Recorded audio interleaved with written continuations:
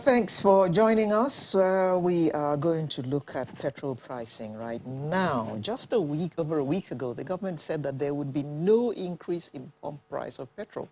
But what struck me in that statement was it insisted not in the month of March. And I was wondering, okay, so I will wait patiently till the 1st of April for an announcement that fuel prices have gone up. Or after Easter. Well, it couldn't even wait till April the 1st. The announcement came, but government yesterday said that the news was false and that there was no such increase. NNPC refuted the claim. And the tweet said, NNPC insists no increase in ex-depot price of PMS in March. And the Petroleum Products Pricing Regulatory Agency, its guiding price online post announcing the increase has since been removed. Meanwhile, we saw the junior minister of petroleum yesterday apologizing to Nigerians for any distress and inconvenience caused by the unfortunate announcement. Well, unfortunately, Mr. Minister, fuel stations are selling at 212. Even NNPC stations, we're told, are selling at 212. And this, well, starting from yesterday, there were long queues at filling stations, at least in Lagos. But I was the only one that said. This morning, coming out here, the queues were terrible. In my neighborhood, they had blocked roads already. So you had to do all kinds of magic maneuvering to avoid the queues. And yet government says to us, there is no increment. It's all fake news. Yeah, I mean, fake news. From a government agency? Fake news? Well, so how do we get this right and we stop waking up to price increases every now and then? We have a chartered accountant with us in the studio in Lagos, Dr. Benga Adeoye. Good morning. Good morning. Thank you. Thank you for joining us. And we have the former president of Trade Union Congress, Mr. Peter Isele, joining us via Zoom. Good morning, Peter. Good morning. Good to see you again. Thank you. Have you bought petrol since yesterday? Or have you tried to buy petrol? No. Good for you. Yeah, but we hear that most stations are selling at 212, Mr. Adeoye. Dr. Adeoye. Every now and then we wake up and there's this news. And most of the time people go out and panic buy because they are scared that the price is going to go up tomorrow. The price is going to go up tomorrow because they're all watching crude prices going up and down. I mean, how can we put an end to this constant anxiety over petrol? Well, it's a difficult thing to do. This anxiety has been on since 1966 when General Gowon was head of state. In 1973, he increased from 6 kobo to 8.5. Then 1973. So when they were in government, you know, after the Civil War, so they needed money. So from 6 kobo to 8.5 kobo. Then when Muritala came on board, he added a little, less than a kobo. And then it moved to 9 kobo.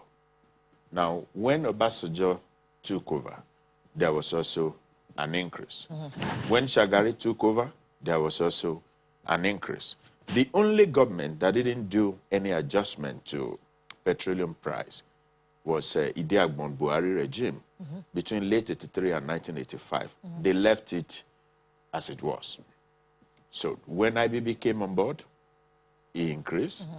And then when General Abdusalam came on board too, he increased and reduced. In January 1999, he reduced because he was leaving government and he felt that it's good to leave on a good note. So he reduced. And then Obasanjo came in. You recall how Abacha in his own case reduced from the 5 naira to 3.25. That time, it was not a good price. Then only about a year later, he increased to 15.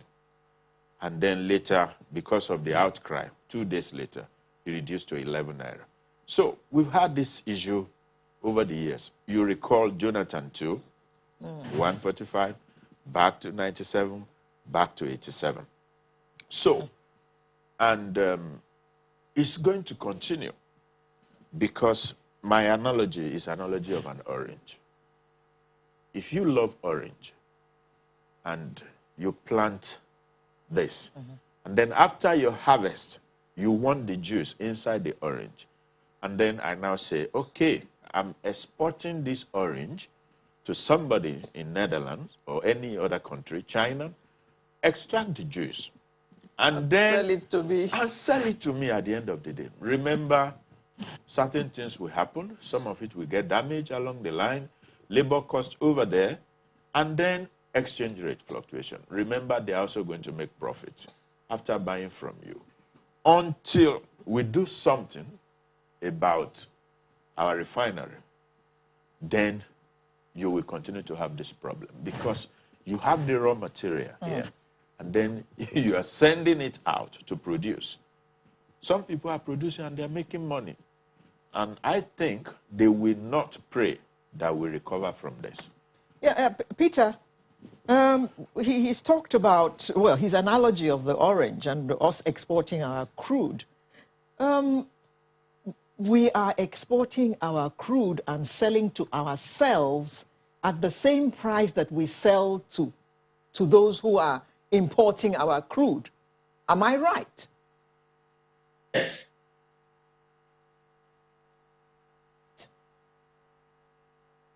Now, one of the things over the years, I think we have forgotten is that one thing we are doing very well is that we are exporting our wealth and then we are importing poverty and unemployment.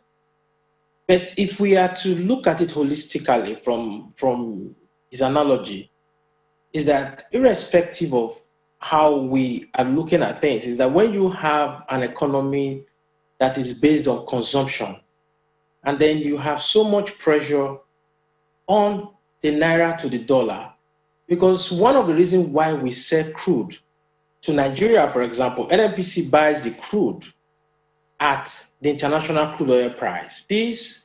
President Obasanjo was the one that brought this back because we had 400,000 barrels that were allocated to NNPC. And these 400,000 barrels were given to NNPC and sold cheaper than international market price. So what you had at the end of the day was that we have some people making a kill out of it. So because the government noticed the amount of corruption that was involved in it, so the government just decided that, okay, fine, you are going to be buying an international crude oil price. And when we buy an international crude oil price based on yo-yo by the naira, because depending upon where you are going to get your currency from, that is why you don't have any independent marketer importing petroleum products. NNPC is responsible for all products that we get. So what you have now is NNPC buys an international crude oil price, and depending upon where you are getting your dollar from, CBN, we have about 3 prices now. Black market, 482. NAFEX market, you have that goes between 410. So when you have all of these, you now have to ask yourself, you can't buy crude oil in dollar, and you want to sell in naira and expect to sell cheaper. So that is the challenge we are facing. I was surprised when the government came up and said, oh, fine, we are not going to increase in the month of March. But one thing is clear, PPPRA don't have to come and tell the government or tell anybody what they have to do. They are simply doing their job. Their job is to tell you, this is the landing cost. And when you add all the various margins of marketers, transporters, and the retailers, you now have to sell between 209 and 212.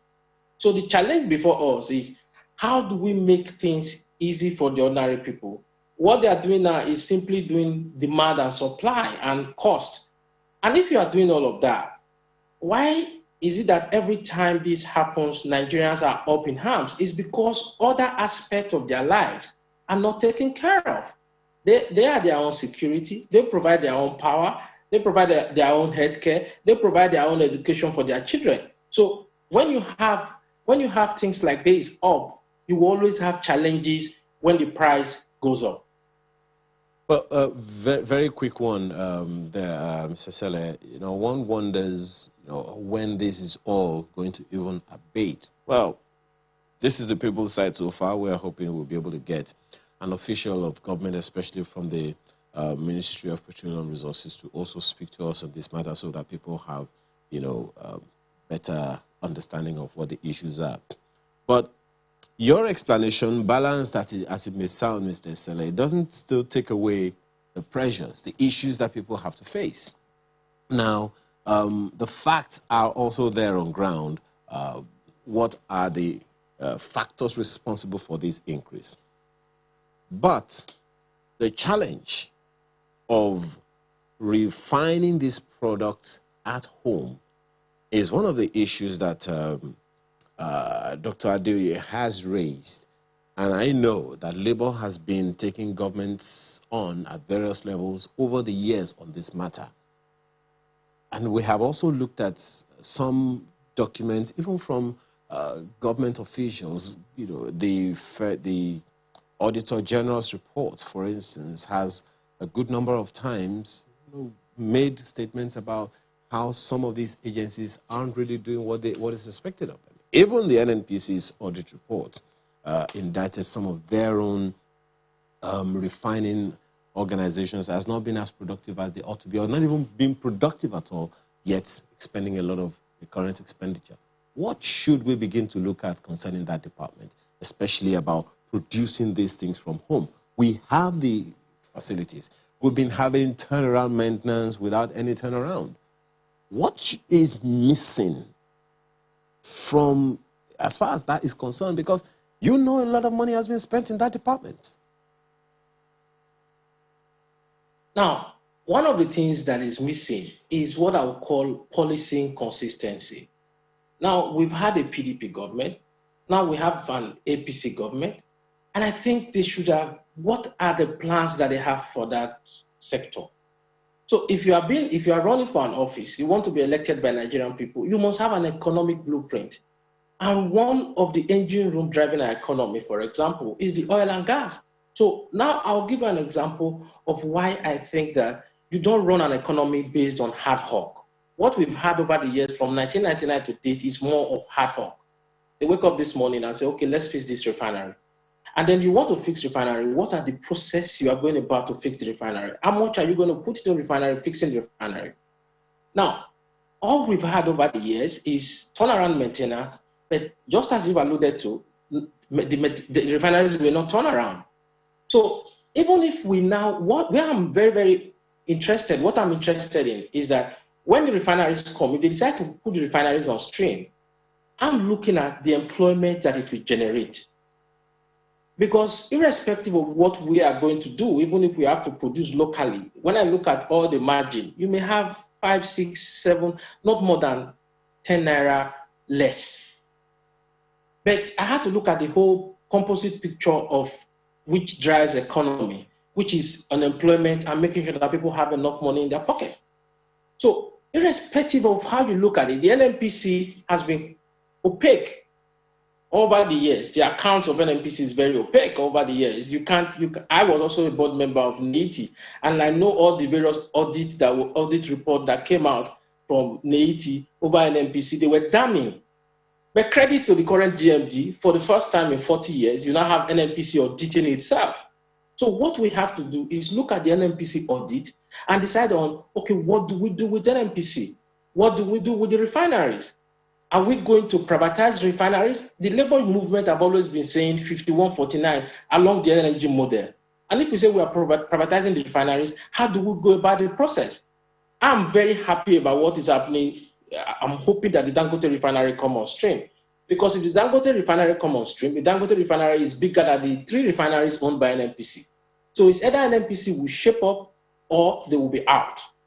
So that is one. Then the second aspect is that we should not think, I will not subscribe to have government sell crude oil, because crude oil to whatever refinery, whether it's Dangote refineries, less than the international market price.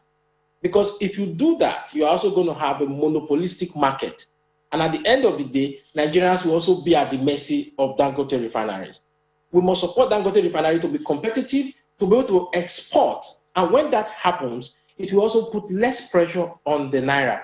Now, we spend over $2 billion every year importing petroleum products. And if you look at when CBN is talking about importation, 40% of our forex goes to importation of petrol. So that in itself is a challenge. My advice to those in authority is let us look at the economy from a composite perspective and not just wake up in the morning, because that is what I look, that is, if you ask me to do my assessment of what they are doing, is wake up in the morning and then let's go this way. You don't need anybody to tell you. Even when I've done several interviews and I knew that we're going to have pump price hike from the first quarter, once you start having vaccine rollout, and then the world is coming to normal because of these vaccines that are coming up, you don't need anybody to tell you that the prices are going to go up. So when the prices go up, how do you mitigate the effect on your citizenry? To avoid them protesting, to avoid the long queues. Yesterday, I virtually was in the traffic for more than 3 hours. Ordinarily, a journey that would have taken me less than 35 minutes because people were queuing up and panic buying for fear. So we must assess, where do we take this sector to? How do we make sure that we maximize the opportunity in this sector? Because we are not going to have crude oil forever. So those are the challenges that we must look at. Okay, Peter. Let's come back to Dr. Adeoye in the studio. He mentioned something about mitigating the effect of this on the people, which for me is the most important thing. Yeah. Incomes have not increased. Minimum wage is still 30,000 naira. And a very important part of a worker's spend is transportation cost. So obviously, as from yesterday, transportation costs would have gone up out of this 30,000 naira. And if it's somebody who has a barber's shop or something, the cost of fueling his "I better pass my neighbor" would have gone up. And this cost increase is going to be reflected in every sphere of our lives. So how can government mitigate the effect of this increase, which is how many percent? Please, you are the accountant. Well, they are saying there's no increase. Well, filling stations are telling us otherwise. The issue is, if you look at Chapter 2 of the Constitution, the primary purpose of government is security and welfare of the people. And so, regardless of the mathematics that we have done as accountants, I think the government need to think twice about this. And I suspect what the Minister of State was trying to say yesterday is to actually allay the fears of the people. But the performance of government or NNPC or their agencies that we are not seeing is a problem of structure. And then there is no terms of reference, job description or rules of engagement, and then quality of management, and then performance evaluation. Who is evaluating what they're doing? And so when you have that, you are going to have problems. So I will not subscribe to the government inflicting this pain on the people because there's no increase in income, then there is no power supply. So an average person will need PMS to power, you call it "I better pass my neighbor." Even the one that is not, the big ones, you still buy this fuel. Haircut, those people, the barber's shop, they need to buy. So maybe an average haircut is 500 naira. So you are buying fuel at 212. They are not going to break even. And when there is this crisis, it breeds criminality. Because when you're unable to make it, no money to feed, then they begin to think of other ways. Now, yesterday from Lekki to mainland, I spent about 4 hours because of queue on the road. From Ibrahim Adesanya to Ajah, I spent about 2 hours because people were just on the road. Now, this is also, a problem. This is, we're just talking about Lagos here. We don't know, what's going to happen in other parts of the country, which is also very, very dire. But before I go back to Mr. Sele, there's something he said earlier, and we talked about corruption in the system, for which reason the government decided let only NNPC vote. So on the one hand, is that discovery of government that we need to mitigate this risk of corruption killing us. On the other hand, is the challenge of government spending, because government feels we're spending too much on subsidies. And it's just going into pockets of pockets. Which they say that they have removed, by the way. Which we are told has been removed, but then it would seem like for PPPRA to still be, relevant, one would question if we have a deregulated market, how come the PPPRA is still in place? So what the PPRA came up with before they pulled down this write-up on their website, there was a calculation. Exchange rate, CBN rate, about 410 to a $1. They look at the landing cost of the fuel. And then they feel like adding a little margin. So you have between 209 to 212. And they said in January that they were paying about 16 naira on every liter. That led to the subsidy that was paid. But having said that, I want to believe that the government need to look at the welfare of the people. That's the primary thing. Yes, but did you say subsidy? Yes, they paid subsidy this year. Yes. What did the junior minister say to us the other time when he was asked about the other time that the price went up? And the NNPC GMD about subsidy? Subsidy was paid this year. Go and check the record. The analysis that was pulled out, they said there was a price differential in landing cost. And because they didn't want to announce increase in price, so they were paying 16 naira on every liter. That was what the subsidy they talk about. Now, the question is, you have government, you have everybody on board, you have accountants, you have experts, forensic experts. I don't think it is rocket science to calculate the actual amount that you should pay as subsidy. So if we look critically into how much government is paying as subsidy, I suspect that we are spending more than the actual subsidy that should be paid. And that's why the government is saying, look, we want to stop paying subsidy. We want this market to be deregulated, and then market forces determine prices. Now, what are the market forces that determine prices? You're buying fuel into the country, not in naira, but in dollar. And then CBN rate is 400 and something, 410. So when you get a liter of PMS into the country at a price that is almost 200 naira, how much are you going to sell? And that's why you can't blame those marketers that are trying to hoard or trying to increase prices, because we have what we call stock replacement.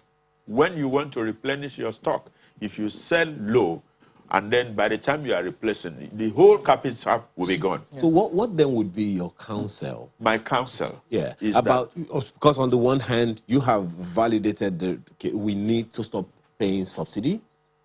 Then you have said deregulation, you talked about deregulation now, and government has to ensure the welfare of its citizens. Where is the balance? So the balance now comes to, so if you cannot do anything about our foreign exchange market such that our landing costs can be reasonable, then you need to think of your people. The large percentage of people that use petroleum products, they're among the poor. We have about 200 million people in Nigeria.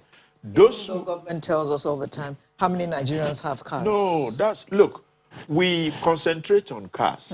But I tell you, those who use PMS, they are more in their numbers, using it for generator, and then those that are involved in commercial transportation. Because if you're carrying goods from one location to the other, and there is increase in fuel price, it's going to affect that too. So, in my view, what government should do is to look at how do we help the people? Because this is about the only thing that the people can get from the government. One thing is interesting, because we also understand that, of course, we know that the PPPRA is under the Ministry of Petroleum Resources and not the NNPC.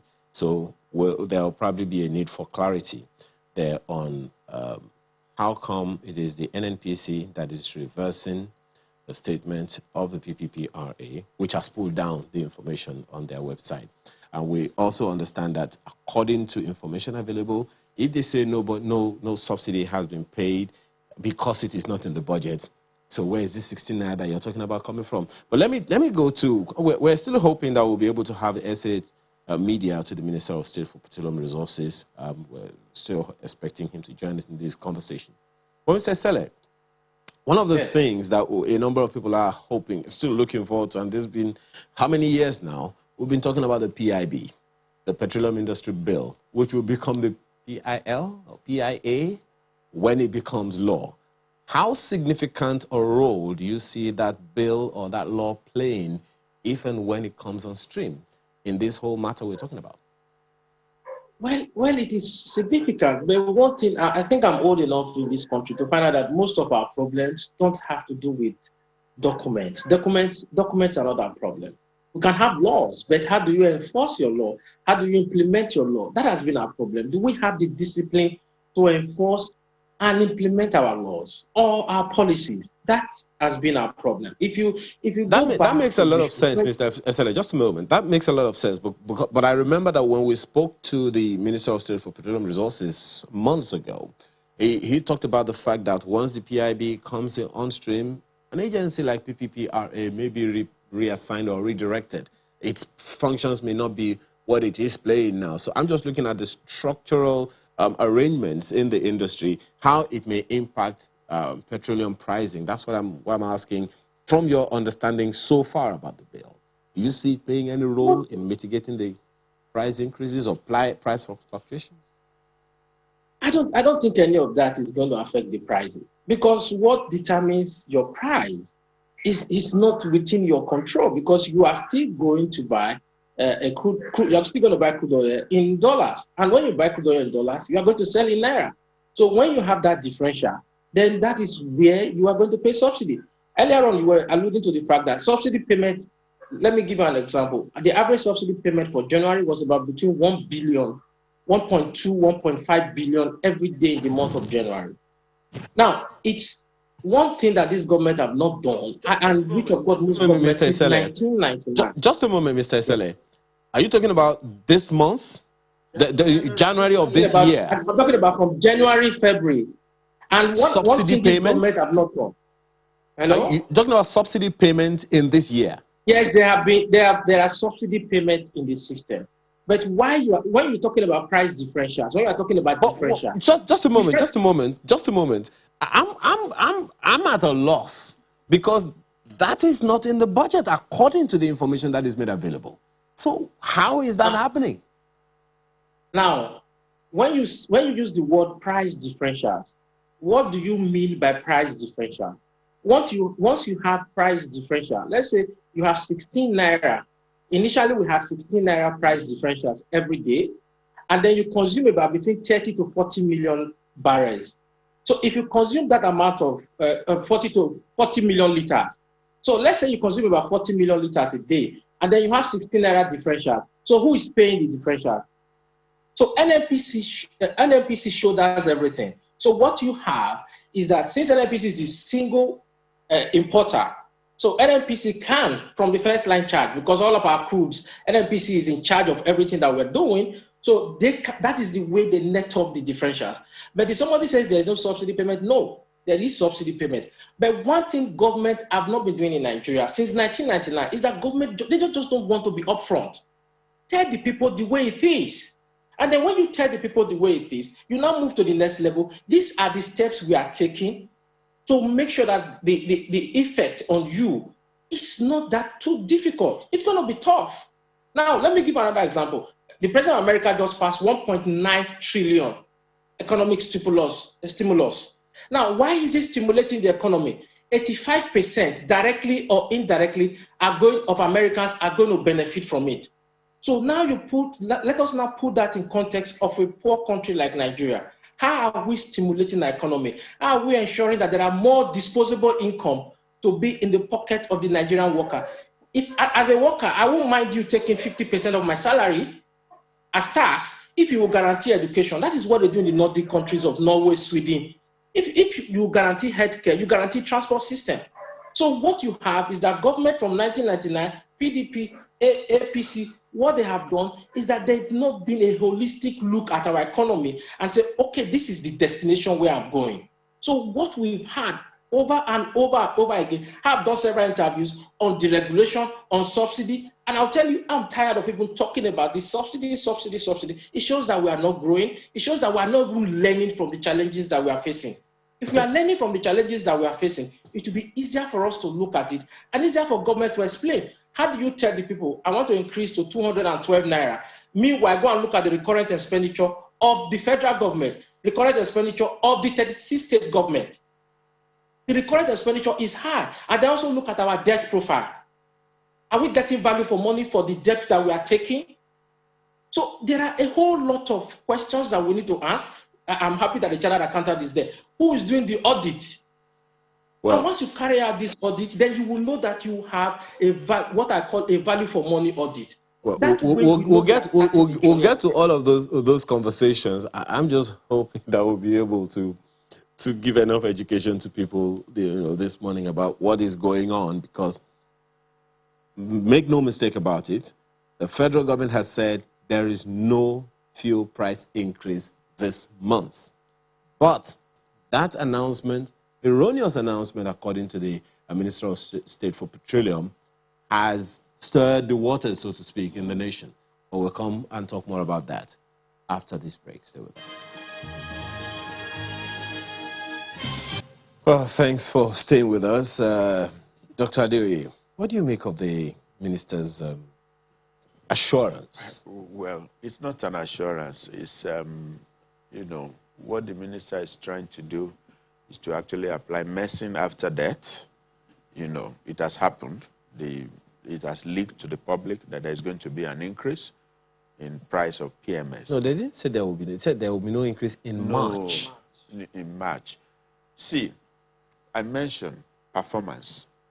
What determines performance? Structure, terms of reference or rule of engagement, or what you call job description, and then quality of management and performance evaluation. What you see play out yesterday is break in communication, lack of proper coordination between the agencies. I'm not going to blame PPPRA. They have done a fantastic job to say, look, this is the landing cost, and this is what the price will be. But having said that, I like us to also look at it that there's nothing wrong in government paying subsidy at all. Because if you are saying there's no subsidy, we are not paying because it's not in the budget, who is going to take care of the price differential? The 16 naira. And like I said to somebody, an average poor person that uses 10 liters of petrol in a day. So if you subsidize with 16 naira, then you are going to give just 160 naira to that person. So what Timi Priya Silva said is just trying to solve, there's an internal problem. Maybe no proper approval, we didn't know, but it's a response from government to the cries of the people. Okay. That's what he has done. Okay. We've been joined by Mr. Garbadin Mohammed, SA Media to the Minister of State for Petroleum Resources, who joins us virtually. Good morning, Mr. Mohammed. Good morning. Yeah, thank you for joining us. Now, will you please clarify for us what exactly is going on? The minister is saying one thing, but the reality is a totally different thing. There are queues all over Lagos, at least I know of Lagos. There are queues all over Lagos, and fuel is being sold at 212 naira. Yeah, that is rather unfortunate that people are responding to the actions of the PPPRA in the way they are doing. I don't blame them, because traditionally people have become used to PPPRA determining the price of PMS.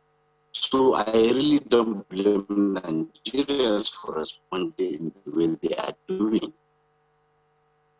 But what is happening now is, since late last year, since Labor, and is indirectly engaging with Nigerians, because organized labor invariably represents the interests of Nigerians generally.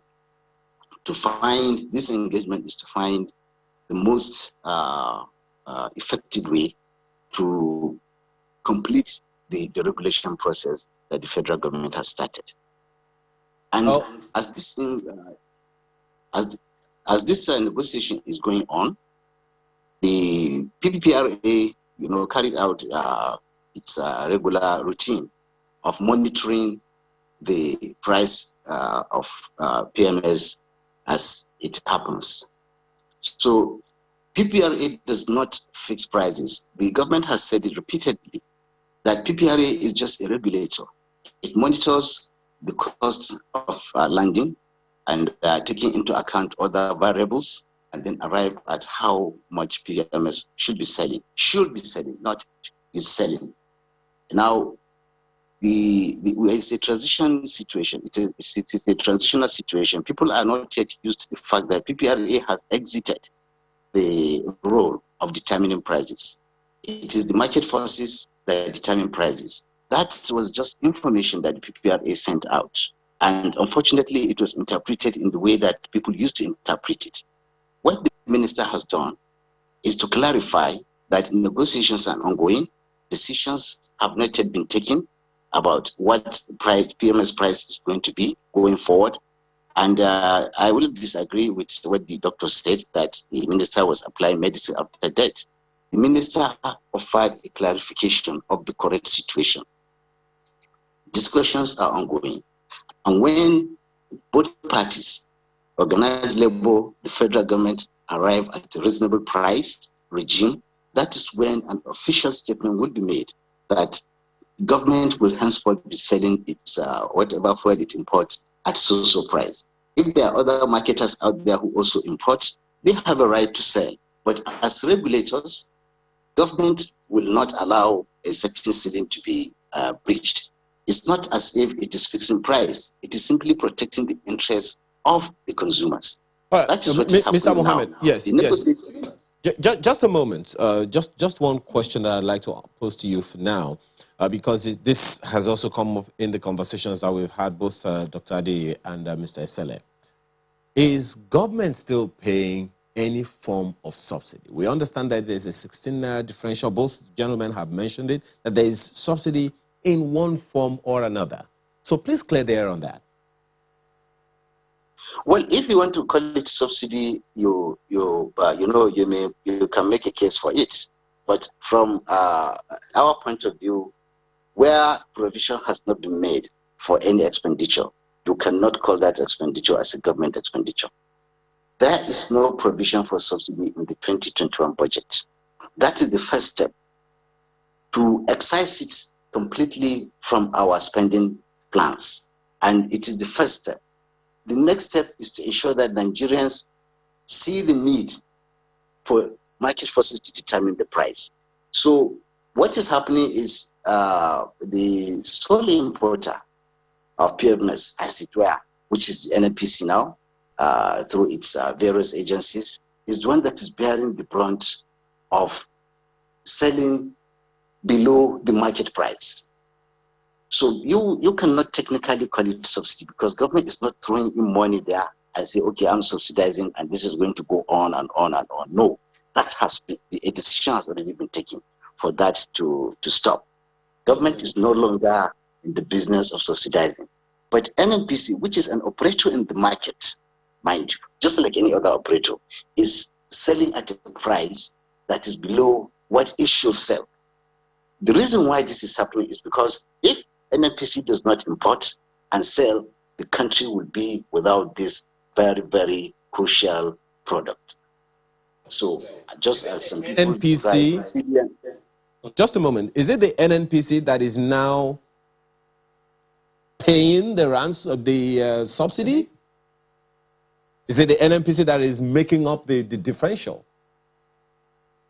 No, it's not about making up the differential. It is about doing the calculations and selling at a price that will not cause any kind of pain to Nigerians until a proper environment is created where Nigerians will have options. One of those options that government is working on are two options really, or two alternatives, or support if you like, is to produce or to increase gas penetration usage, so that if PMS is too expensive for you, you can go for gas, you can go for LPG, you can go for auto gas to fuel your vehicle.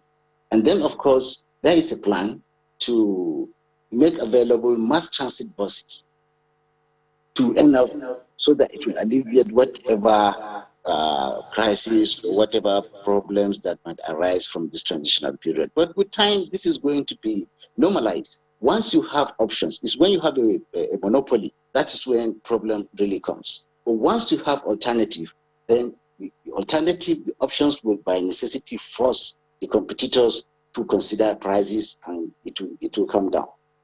Mr. Mohammed, this insinuates, therefore, that the NNPC is probably running at a loss if it has to absorb 16 naira per litre of petrol being sold. You see, the NNPC, when the statement emerged, the template that PPPRA announced yesterday emerged, NNPC was the first to say that there is no plan to increase price.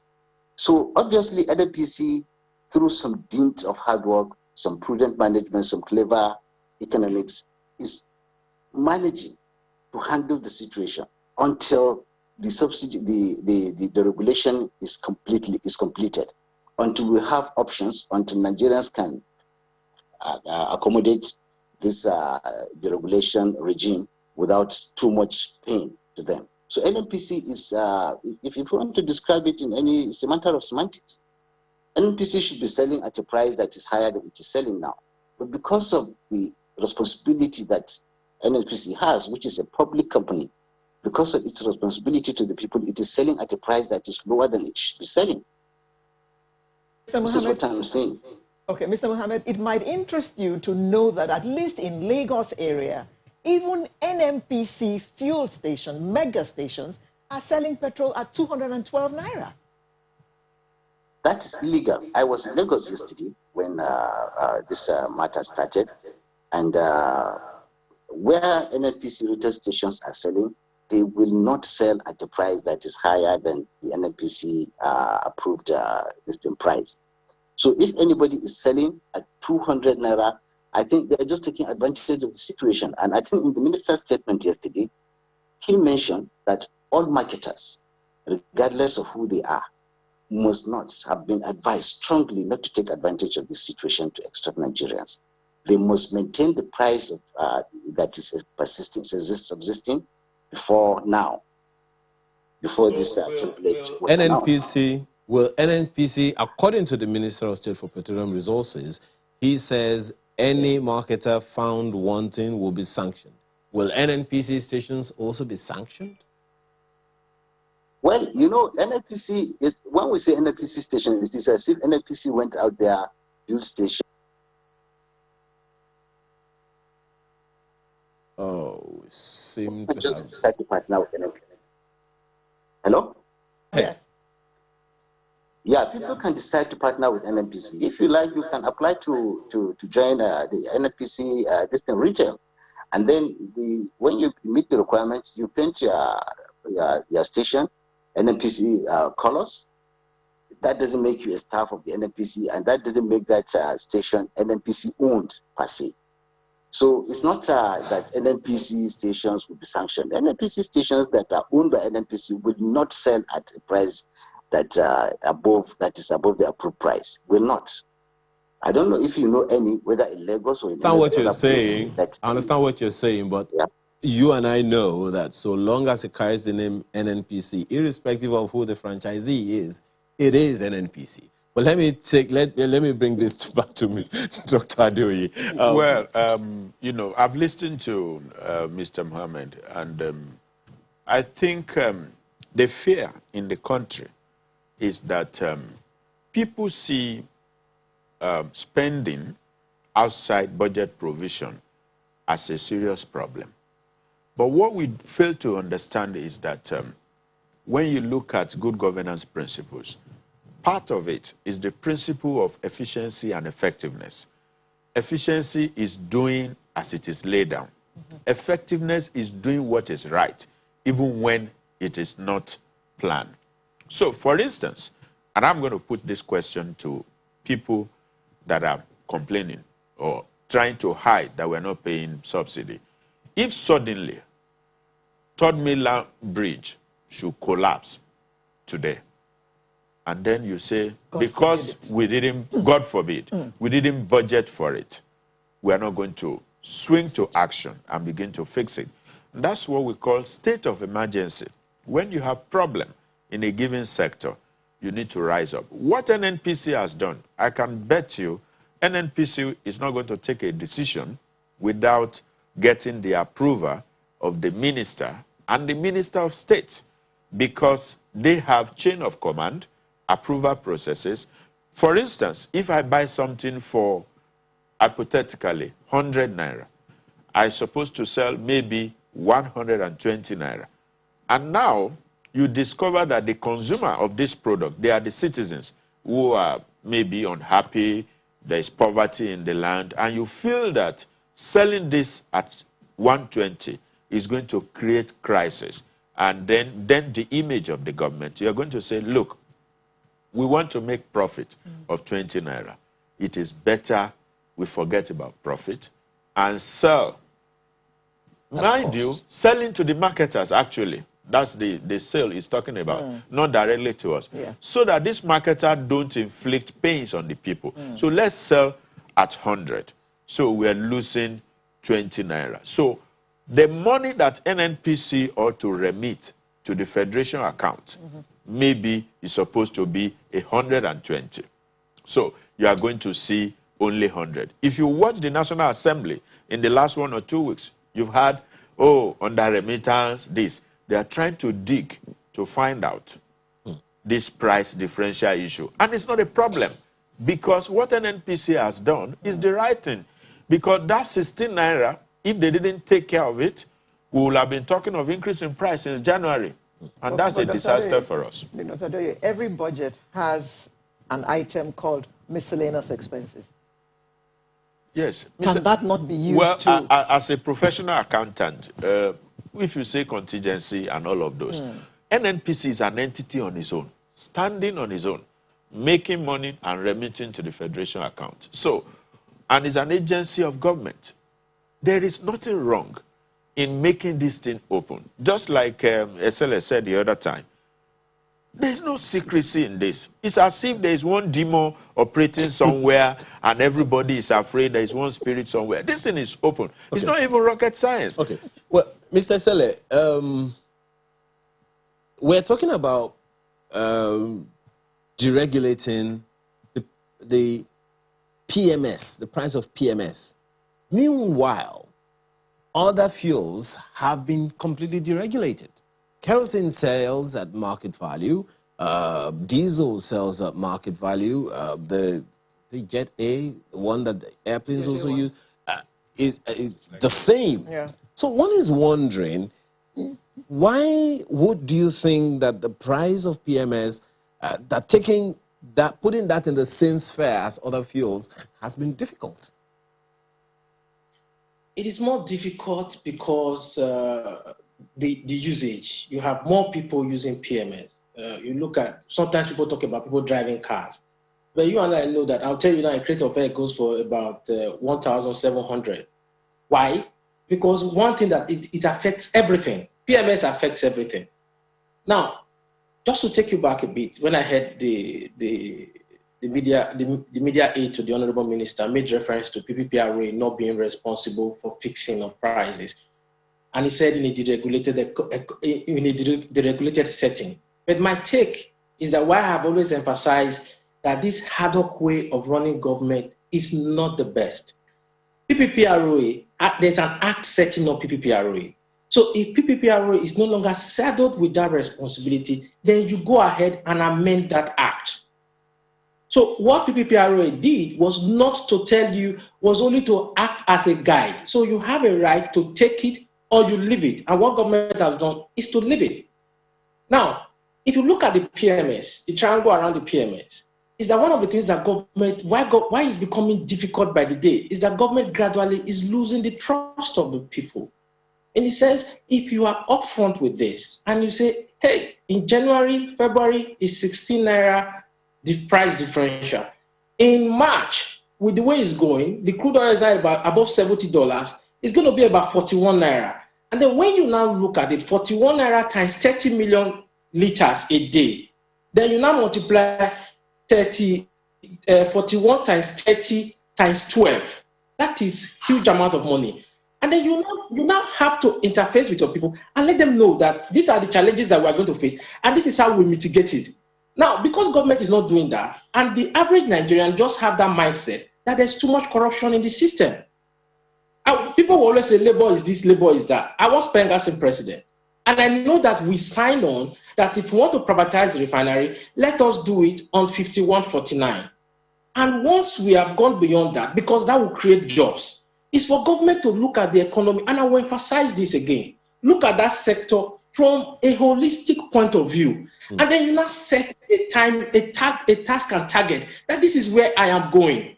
Even now, if we are going ahead, we pass the CIGB. Mr. Sele, this conversation is literally just starting. Exactly. But we have to begin to anchor. Just one thing from Mr. Mohammed before we go. So, Mr. Mohammed, people still say, and you please answer this in about 30 seconds or less, people still say that getting our refineries right is the way to go to bring down the prices of all fuels in the country. What's the plan? The plan is to bring the refineries to a certain level and then change the strategy. Instead of government continuing to manage them, then it would give it to professionals who can manage them, and then in partnership with government. That is one plan with the refineries, and they have gone very far in that. When Mr. Esele said government is not doing what it's supposed to be doing, it is because this thing is a process. Until we reach a level where we can say this is what we have done, that is what will come out of what we have done. But government has gone very far in providing alternative. And you are right that getting the refineries, or at least refining... Mr. Mohammed, just a moment. We need to go. But how soon is the plan about the refineries that you just talked about? Very quickly. How soon? Well, I'm expecting that before, by next year, or by the end of next year, I think we'll have reached a level where we'll say this is the state of the refineries and we're ready to go by the end of next year. The GMD of the NNPC has variously spoken about the progress that has been made with the refineries, and I think we should trust him on that. Okay, thank you very much. All I can say is, oh dear. That was the SA media to the Minister of State for Petroleum Resources, Mr. Garbadin Mohammed, who joined us virtually. I'd also like to thank Mr. Peter Esele, former TUC president. He also joined us virtually from Lekki, and we had in the studio Dr. Benga Adeoye, who's a chartered accountant. This conversation has only just begun, and even though we were saying we were thinking of how we could get it right, we didn't quite arrive there. But the conversation continues. Thank you for staying with us. We'll be right back with another interesting topic in just a moment.